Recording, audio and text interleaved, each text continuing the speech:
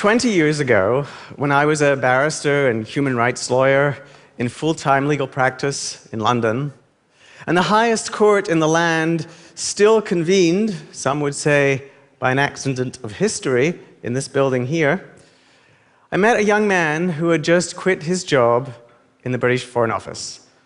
When I asked him, "Why did you leave?" he told me this story.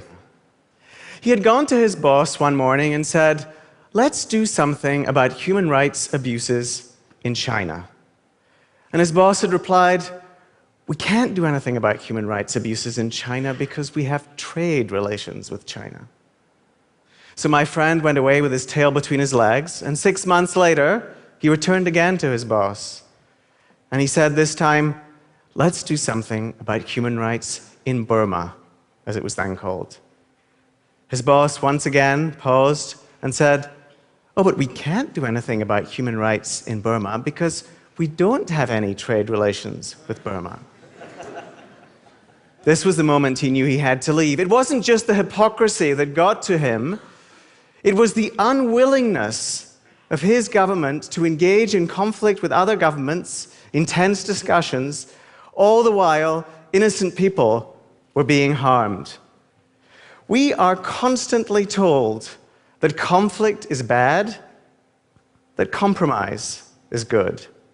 That conflict is bad, but consensus is good. That conflict is bad, and collaboration is good. But in my view, that's far too simple a vision of the world. We cannot know whether conflict is bad unless we know who is fighting, why they are fighting, and how they are fighting. And compromises can be thoroughly rotten if they harm people who are not at the table, people who are vulnerable, disempowered, people whom we have an obligation to protect. Now, you might be somewhat skeptical of a lawyer arguing about the benefits of conflict and creating problems for compromise, but I did also qualify as a mediator, and these days I spend my time giving talks about ethics for free. So as my bank manager likes to remind me, I'm downwardly mobile. But if you accept my argument, it should change not just the way we lead our personal lives, which I wish to put to one side for the moment, but it will change the way we think about major problems of public health and the environment. Let me explain. Every middle schooler in the United States, my 12-year-old daughter included, learns that there are 3 branches of government: the legislative, the executive, and the judicial branch.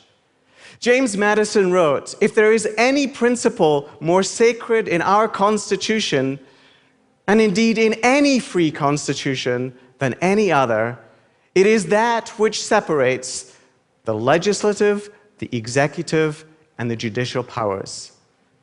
Now, the framers were not just concerned about the concentration and exercise of power.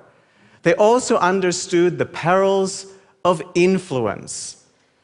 Judges cannot determine the constitutionality of laws if they participate in making those laws. Nor can they hold the other branches of government accountable if they collaborate with them or enter into close relationships with them. The Constitution is, as one famous scholar put it, an invitation to struggle. And we, the people, are served when those branches do indeed struggle with each other. Now, we recognize the importance of struggle not just in the public sector between our branches of government. We also know it too in the private sector, in relationships among corporations. Let's imagine that 2 American airlines get together and agree that they will not drop the price of their economy class airfares below $250 a ticket. That is collaboration, some would say collusion, not competition. And we, the people, are harmed because we pay more for our tickets. Imagine similarly 2 airlines were to say, look, airline A, we'll take the route from LA to Chicago, an airline B says, we'll take the route from Chicago to DC and we won't compete. Once again, that's collaboration or collusion instead of competition, and we, the people, are harmed. So we understand the importance of struggle when it comes to relationships between branches of government, the public sector. We also understand the importance of conflict when it comes to relationships among corporations, the private sector. But where we have forgotten it is in the relationships between the public and the private. And governments all over the world are collaborating with industry to solve problems of public health and the environment, often collaborating with the very corporations that are creating or exacerbating the problems they are trying to solve. We are told that these relationships are a win-win. But what if someone is losing out? Let me give you some examples. A United Nations agency decided to address a serious problem, poor sanitation in schools in rural India. They did so not just in collaboration with national and local governments, but also with a television company and with a major multinational soda company. In exchange for less than $1 million, that corporation received the benefits of a months-long promotional campaign, including a 12-hour telethon, all using the company's logo and color scheme. This was an arrangement which was totally understandable from the corporation's point of view. It enhances the reputation of the company, and it creates brand loyalty for its products. But in my view, this is profoundly problematic for the intergovernmental agency, an agency that has a mission to promote sustainable living.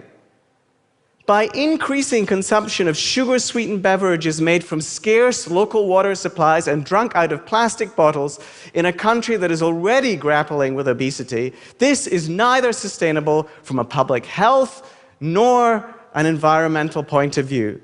And in order to solve one public health problem, the agency is sowing the seeds of another. This is just one example of dozens I discovered in researching a book on the relationships between government and industry. I could also have told you about the initiatives in parks in London and throughout Britain involving the same company promoting exercise, or indeed of the British government creating voluntary pledges in partnership with industry instead of regulating industry. These collaborations or partnerships have become the paradigm in public health. And once again, they make sense from the point of view of industry. It allows them to frame public health problems and their solutions in ways that are least threatening to, most consonant with their commercial interests. So obesity becomes a problem of individual decision-making, of personal behavior, personal responsibility, and lack of physical activity. It is not a problem, when framed this way, of a multinational food system involving major corporations. And again, I don't blame industry. Industry naturally engages in strategies of influence to promote its commercial interests. But governments have a responsibility to develop counter-strategies to protect us and the common good. The mistake that governments are making when they collaborate in this way with industry is that they conflate the common good with common ground. When you collaborate with industry, you necessarily put off the table things that might promote the common good to which industry will not agree. Industry will not agree to increased regulation unless it believes this will stave off even more regulation or perhaps knock some competitors out of the market. Nor can companies agree to do certain things, for example, raise the prices of their unhealthy products, because that would violate competition law, as we've established. So our government should not confound the common good and common ground, especially when common ground means reaching agreement with industry. I want to give you another example, moving from high-profile collaborations to something that is below ground, both literally and figuratively, the hydraulic fracturing of natural gas. Imagine that you purchase a plot of land, not knowing the mineral rights have been sold. This is before the fracking boom. You build your dream home on that plot, and shortly afterwards, you discover that a gas company is building a well pad on your land. That was the plight of the Hallowich family. Within a very short period of time, they began to complain of headaches, of sore throats, of itchy eyes, in addition to the interference from the noise, vibration, and the bright lights from the flaring of natural gas. They were very vocal in their criticisms, and then they fell silent. And thanks to the Pittsburgh Post-Gazette, where this image appeared, and one other newspaper, we discovered why they fell silent. The newspapers went to the court and said, "What happened to the Hallowiches?"